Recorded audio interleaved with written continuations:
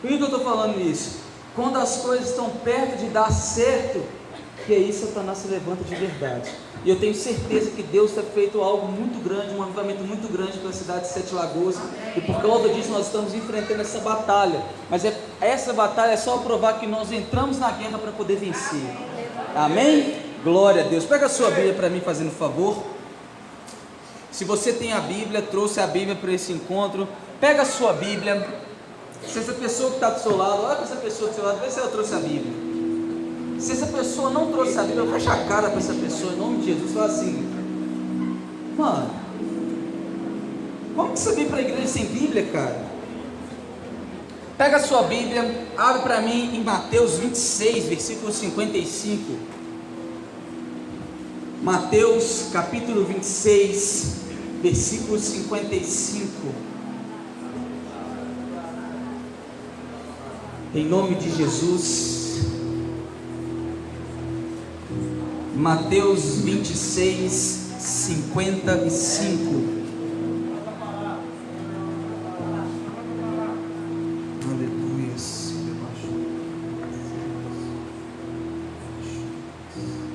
Mateus 26, 55 diz o seguinte: naquela hora Jesus disse à multidão: estou eu chefiando alguma rebelião para que vocês venham prender-me com espadas e varas? Todos os dias eu estava ensinando no templo e vocês não me prenderam. Mas tudo isso, fala comigo, tudo isso aconteceu para que se cumprissem as escrituras dos profetas. Então todos os discípulos, fala comigo, todos os discípulos o abandonaram e fugiram. Feche seus olhos. Fique com a Bíblia aberta, mas feche seus olhos. Espírito Santo, Tu és bem-vindo nesse lugar. Espírito Santo, eu sei que eu sou imerecedor daquilo que o Senhor quer me usar nesse momento, Pai. Mas é isso que nós entendemos como a graça, o favor imerecido. Pai, eu estou milhões de vezes agradecido por estar aqui, Pai. Eis aqui o Teu povo, eis aqui o Teu momento, faça a Tua vontade. Amém. Pessoal, eu queria que você prestasse atenção em mim. Se você está sentado do lado de uma pessoa, que essa pessoa conversa, faz um favor para mim e faz um favor para você. Discretamente você levanta e senta em outro lugar. Fala que você está com dor no pescoço, fala que você está com alguma coisa, com sinusite, com alguma it aí da vida, e senta longe dessa pessoa. Fala assim: eu não posso ficar perto de ambiente gelado não, mas você está te perdendo. Mas eu preciso que vocês foquem a atenção no que eu vou falar, que nós vamos entrar numa história aqui. Nós vamos fazer uma viagem aqui. Vira para essa pessoa do seu lado e fala assim: entra na viagem do pastor. Nós vamos entrar numa viagem aqui agora. Então eu preciso que você preste atenção em mim, para que essa viagem, para que essa história, você venha entender essa história. Eu queria que antes da gente entrar nessa história, você fizesse uma reflexão da sua vida. Eu queria que levantasse a mão. Quem aqui fez algo que você falou que nunca ia fazer? Levanta a sua mão. Não, pode levantar a mão todo mundo, que quem não levanta a mão está pecando. Levanta a mão quem fez algo que um dia você falou assim: eu nunca vou fazer isso. Viu como é que levantar a mão de verdade?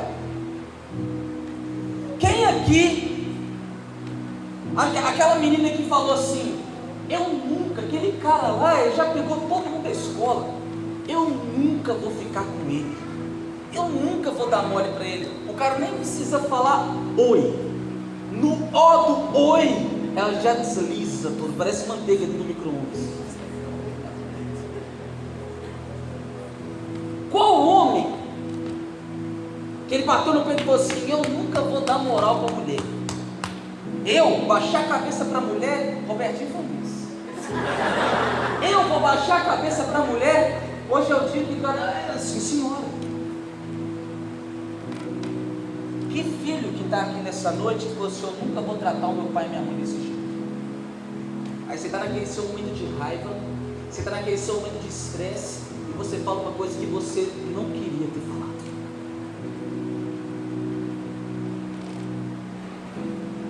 Que menina que chegou e falou assim: eu nunca vou me entregar para esse cara, eu nunca vou entregar a minha pureza dessa forma.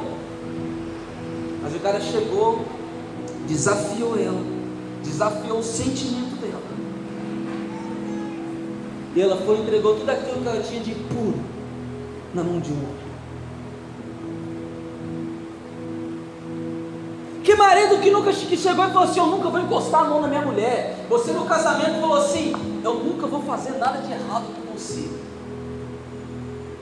Aí você estava estressado depois de uma semana de trabalho intenso. A mulher fala, que a mulher só sabe falar. A mulher fala. Aí ela chegou, falou de embaixo da sua cabeça e foi virar a mão dela.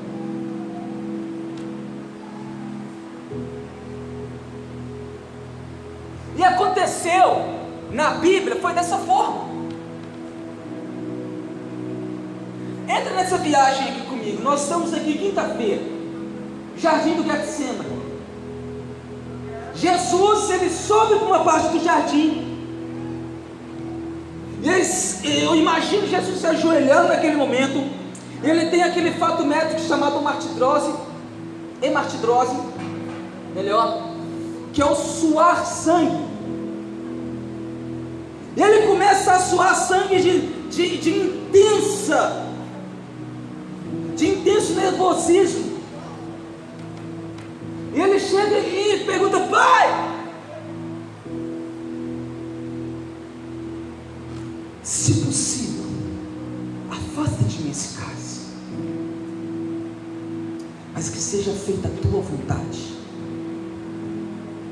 Alguém se arrisca a falar qual que foi a resposta de Deus para ele naquele momento? Nada. Silêncio. Só que nós, a nossa pequenez, a gente acaba confundindo silêncio com não resposta.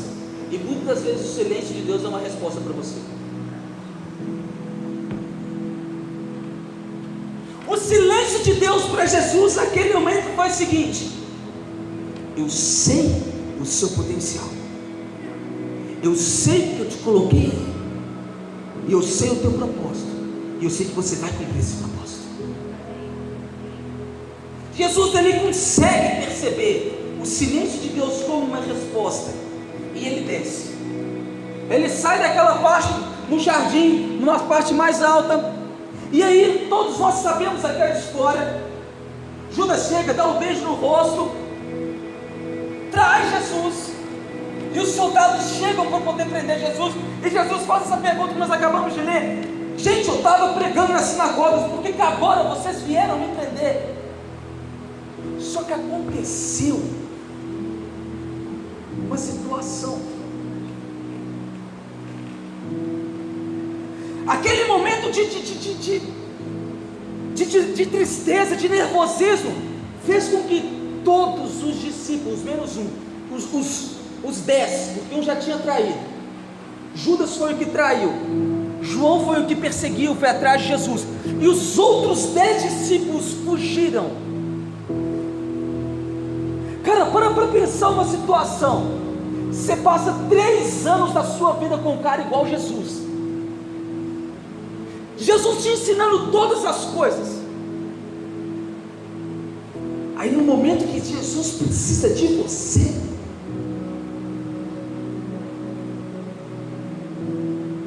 você vai lá e abandona Jesus.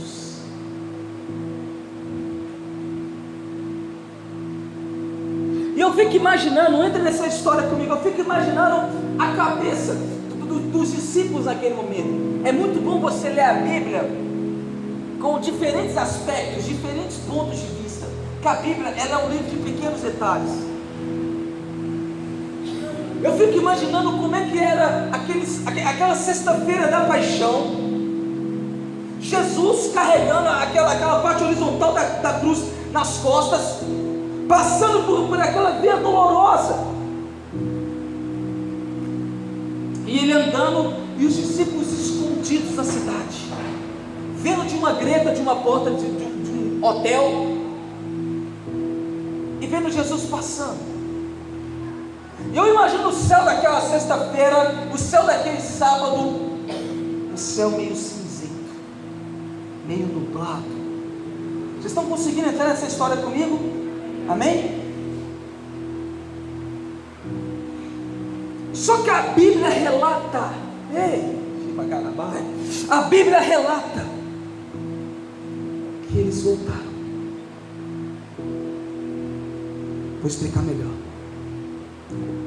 Todos eles espalharam-se, começaram, naquele momento eu quero que você entenda que eles viraram inimigos do Estado, inimigos daquela cidade, inimigos do reino. Todos estavam perseguindo os discípulos naquele momento. Então eles vão, eu fico imaginando a cabeça dos discípulos. Jesus, ele não poderia ter feito isso conosco. Jesus, pelo menos, Jesus não sabe de todas as coisas, ele pelo menos poderia ter avisado que hoje era o grande dia, que era ontem que ele ia ser pego. Eles deveriam ficar pensando, mas cara, eram muitos soldados. A gente tem essa mania de colocar a responsabilidade naquilo que é nosso no ombro do outro. A gente tem essa mania de falar assim, de começar a criar desculpa, uma coisa que nós deveríamos ter assumido, a culpa daquilo que nós deveríamos ter assumido.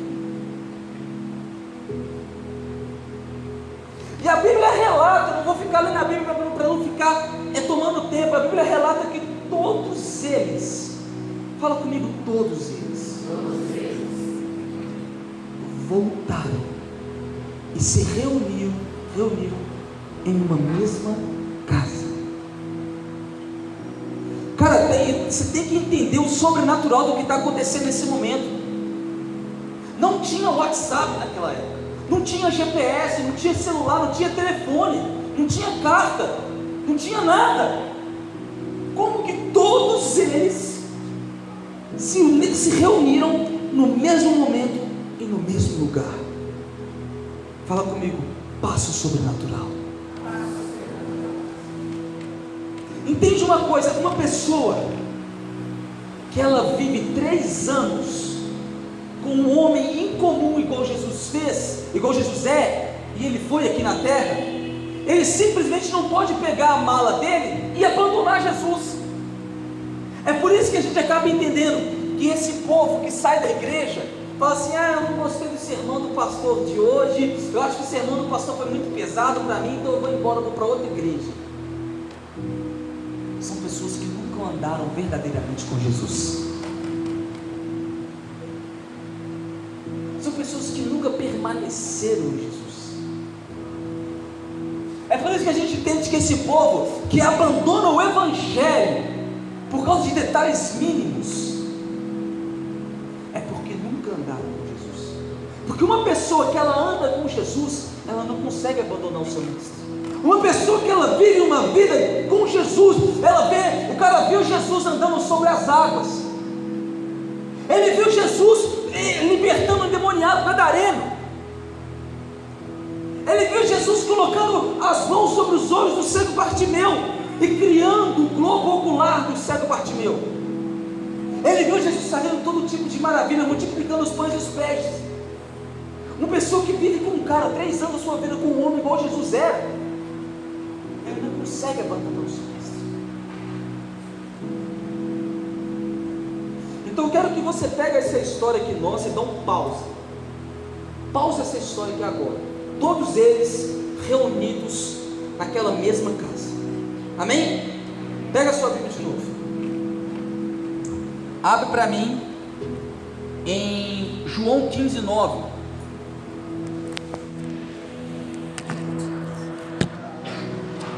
Você pode dar um glória a Deus no seu lugar enquanto você está abrindo essa Bíblia e falar: Deus, eu te amo, Jesus, eu sou apaixonado por você.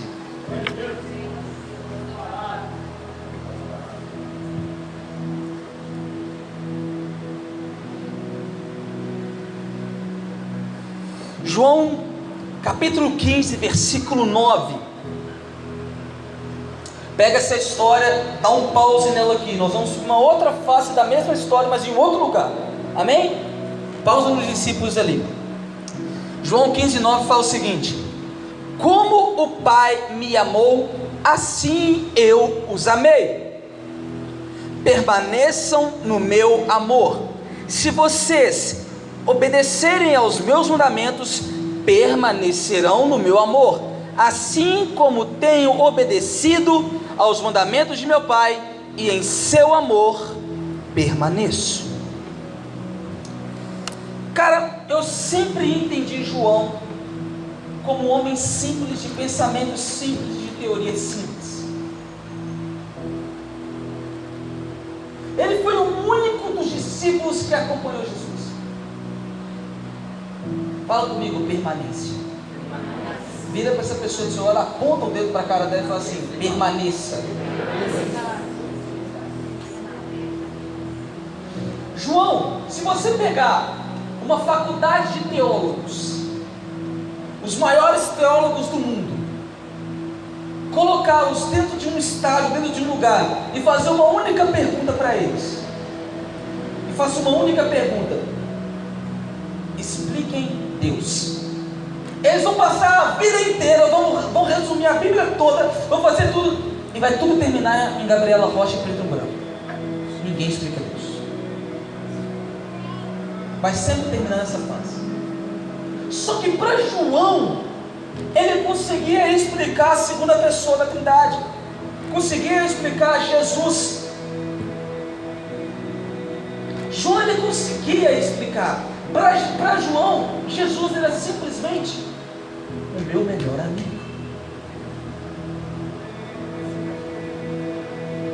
E uma lei para grandes amizades é o seguinte: amigo de verdade nunca abandona. Amém. Vira para a pessoa do seu lado, do outro lado agora, e fala assim: amigo de verdade nunca abandona. Agora para o outro lado pergunta assim: você é amigo de Jesus?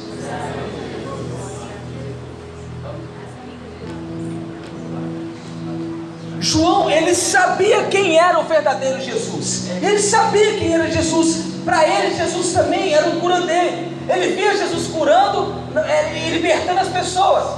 Para ele, Jesus era um cara que fazia grandes milagres. Ele via os milagres de Jesus. Mas além de ser um curandeiro, além de ser um cara dos milagres, para ele, Jesus era meu melhor amigo.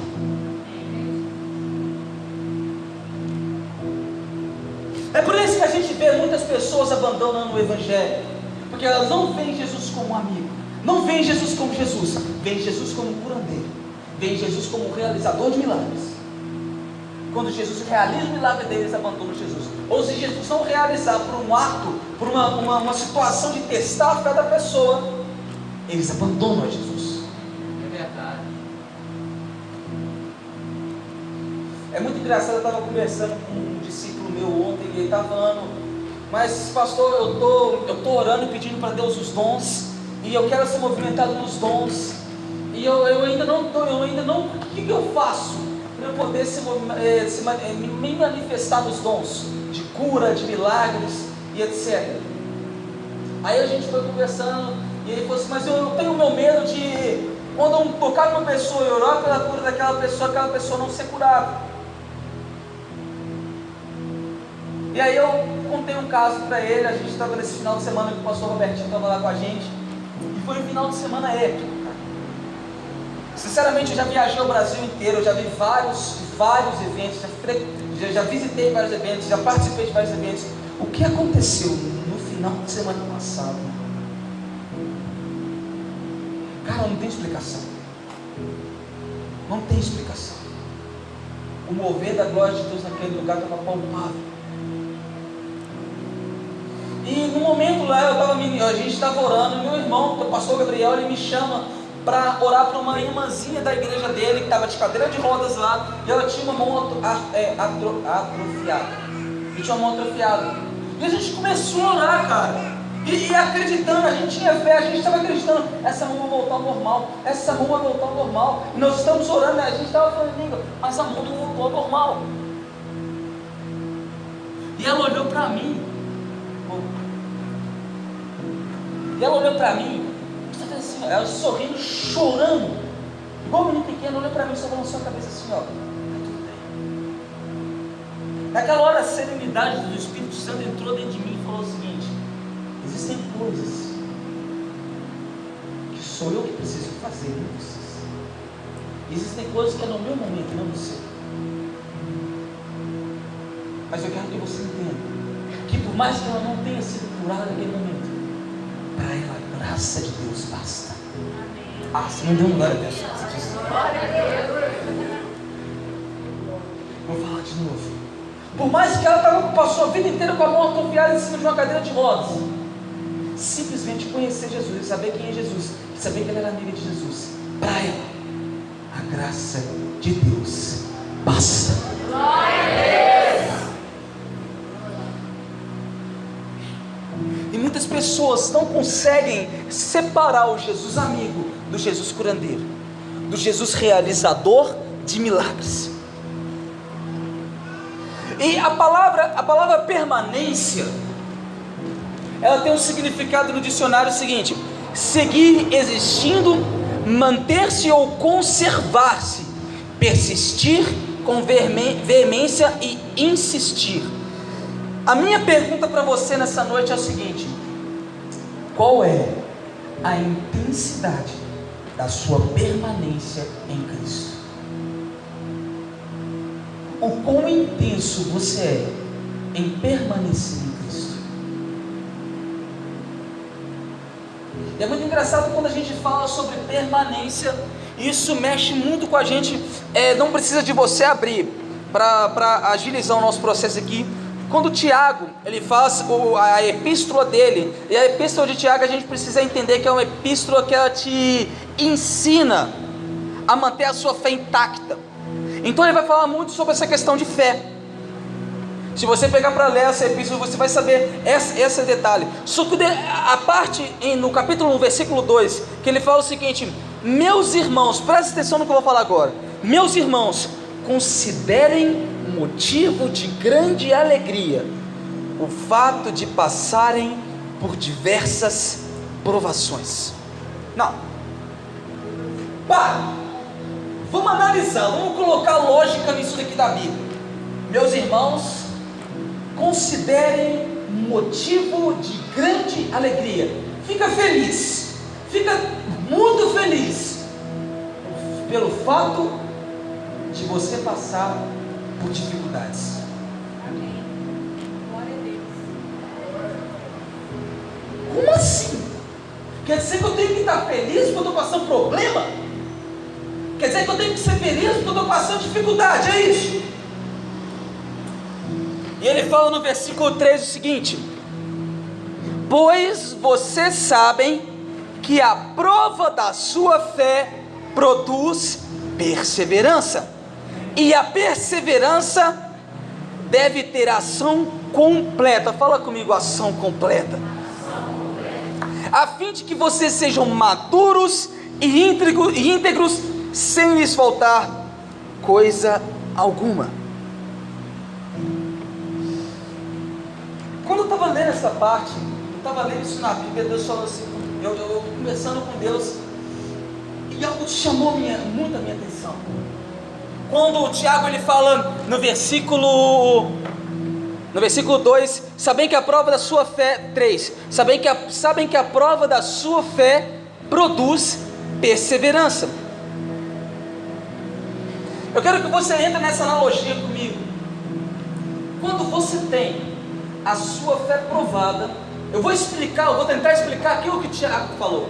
Quando você tem a sua fé provada, quando você passa por dificuldades, você gera dependência de Deus e gera permanência em Deus. Como assim, pastor? Quem já viu aquela escavadeira de praia? Quem aqui já viu em filme, ou já foi na praia, aquela pessoa ela fala assim: tio, você quer que coloque um guarda-sol aqui? Aí ele pega aquela escavadeira, vai abrindo a escavadeira, cava um buracão lá, coloca o cabo do guarda-sol e fecha. Quem já viu isso? Você já viu isso? Aí vem o vento, vem a tempestade. O guarda-sol está no mesmo lugar. Eu estou passando por problemas. Eu estou vivendo uma dificuldade. Meus pais estão se separando. Eu estou sem dinheiro dentro de casa. Eu não tenho o que comer amanhã. Eu não vou sair do meu lugar. Meus pais estão se separando. Satanás está se levantando contra mim. O pau está quebrando a minha casa. Eu não vou sair do meu lugar. Eu fui plantado aqui. Eu fui colocado aqui. Eu não vou sair daqui. O problema, a situação de passar por dificuldades gera em mim dependência de Deus. Porque quando você está passando por problema, quem que você vai procurar? Deus. E você começa a gerar dependência dele. Você começa a gerar intimidade com ele. Entre nessa analogia. Você está passando por problemas. Aquele problema faz de você ser dependente de Deus. Quando você é dependente de Deus, você gera com Deus o quê? Intimidade. Quando você gera intimidade com Deus, Deus começa a perceber o seu coração. Ele começa a ver aquilo que você está passando. Ele começa a ver a sua permanência. E o coração de Deus começa a se comover com a sua intimidade.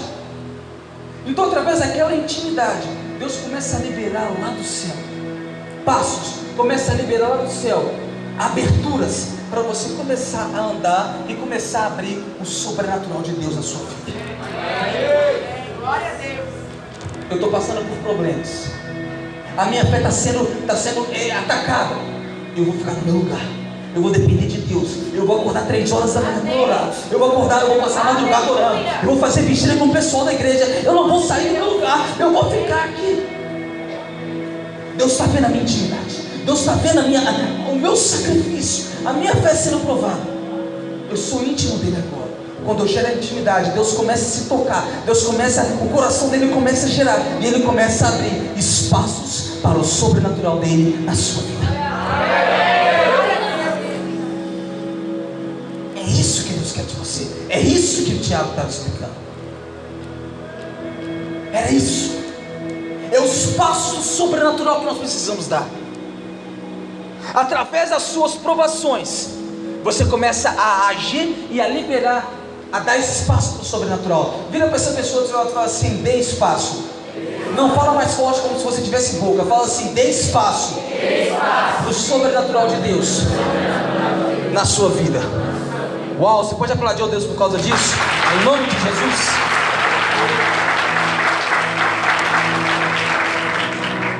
Continua lendo para mim. Pega João 20.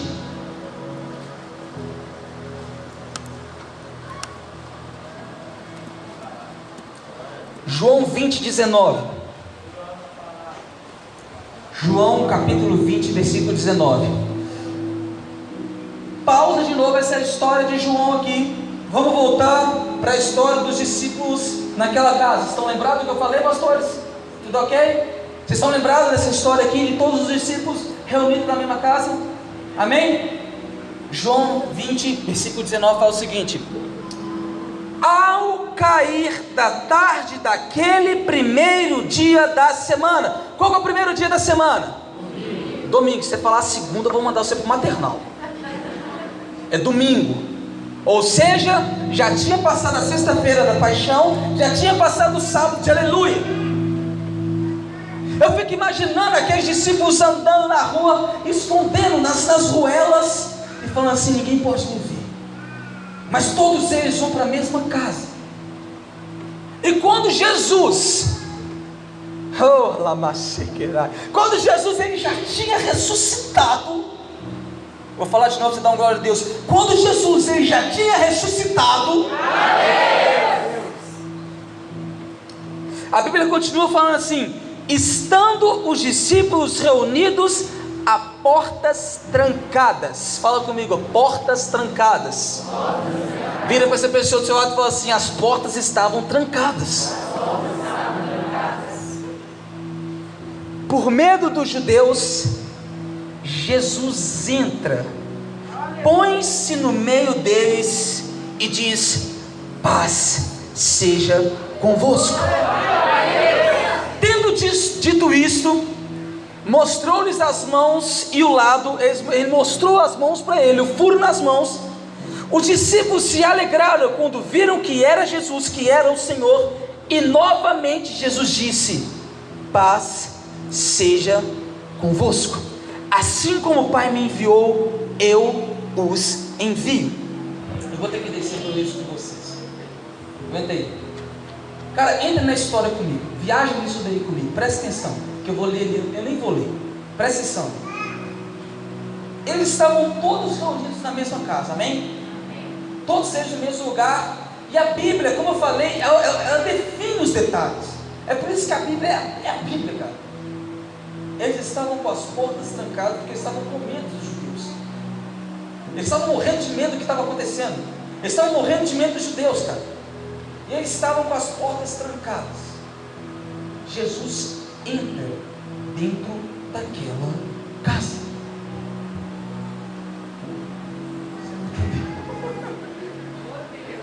A porta da igreja está trancada. Jesus passa no meio da parede, mano. Entra no meio do lugar e fala assim: graça e paz. Aquele entrar pela parede, aquele entrar naquela casa com a porta trancada, já começa uma manifestação do sobrenatural. Só que eu quero que você pause. Antes de Jesus entrar, olha a perspectiva dos discípulos. Todos no mesmo lugar, reunidos, com medo dos judeus, mas eles estavam lá.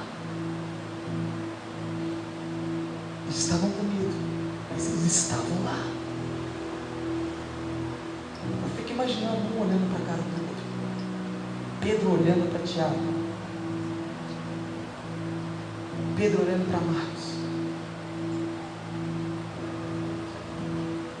O pensamento passando na cabeça deles. Cara, eu precisava de só mais 15 minutos do lado de Jesus. Jesus sabia que Jesus Cristo tinha ressuscitado.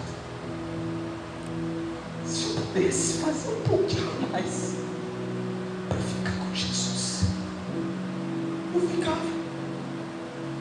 Eu fico imaginando isso, olhando para cá do outro e falando assim: cara,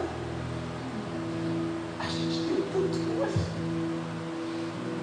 A gente falou que nunca ia abandonar Jesus e a gente abandonou.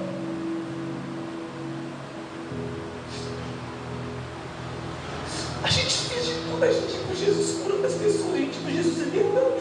Pedro, sempre Jesus andando sobre as águas. Onde Jesus precisou de você, precisou de mim.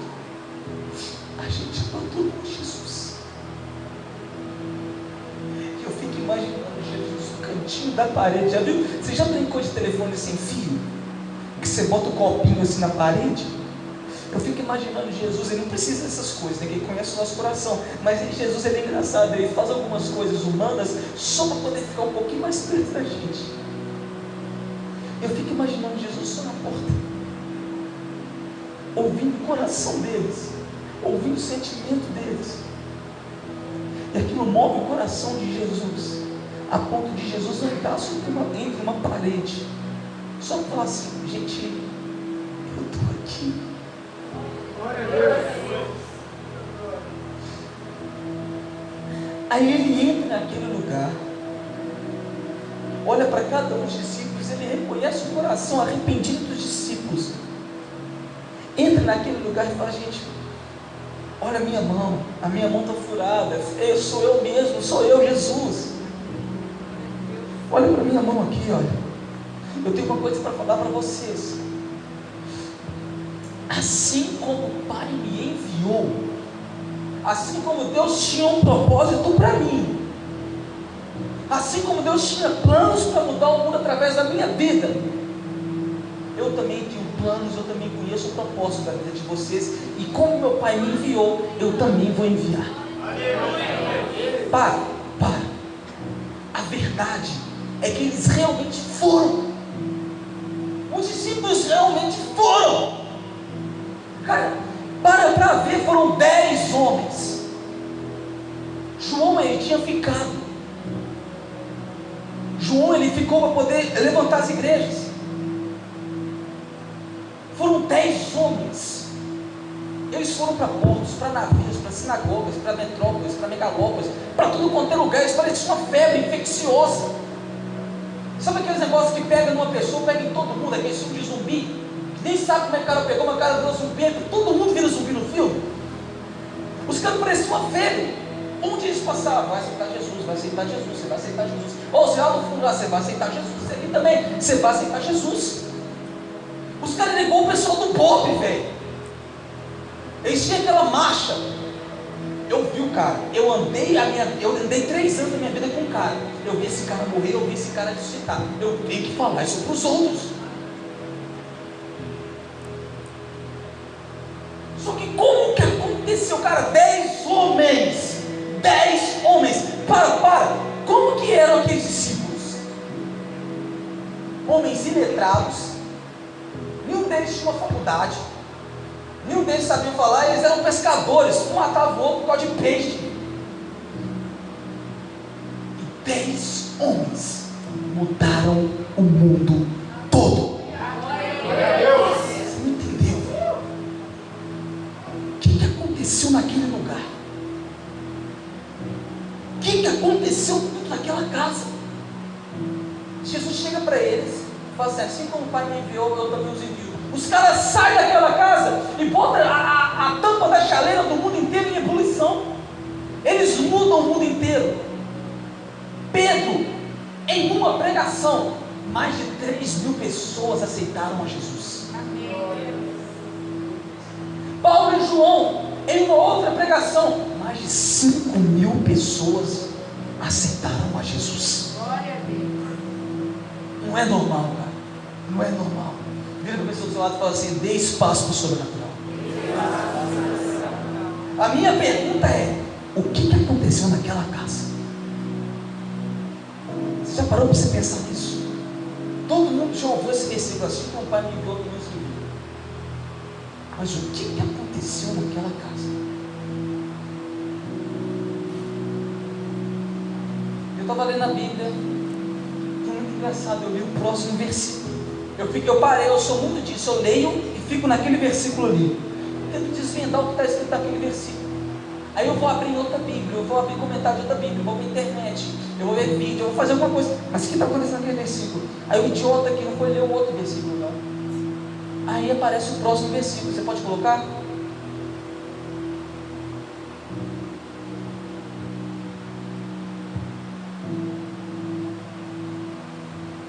Você não entendeu? E havendo dito isso, assim que ele terminou de falar, assim como o Pai me enviou, também os envio. E havendo dito isso, soprou sobre eles e disse: recebeis o Espírito Santo.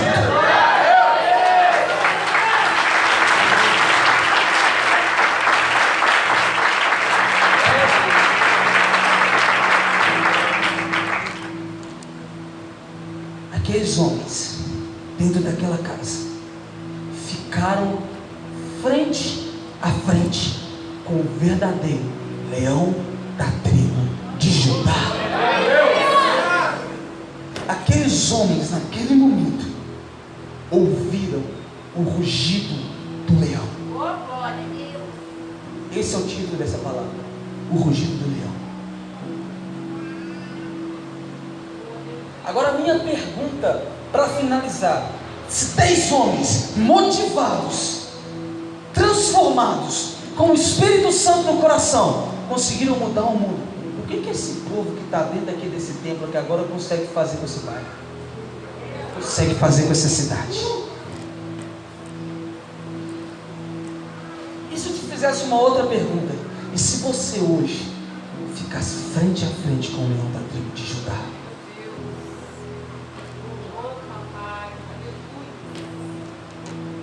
Se hoje Jesus Cristo entrasse por essa parede, olhasse no seu rosto e falasse assim: assim como o Pai me enviou, assim como o Pai conheceu meu propósito, assim como o Pai sabia que eu ia passar, eu também sei e eu também te envio.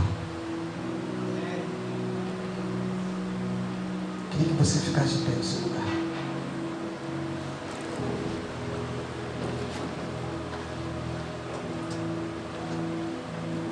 Eu queria que algumas pessoas, só aqueles que são crentes, quem não é crente não precisa não. Eu queria que você de pé no seu lugar fechasse os seus olhos e não falasse nada. Não falasse nada.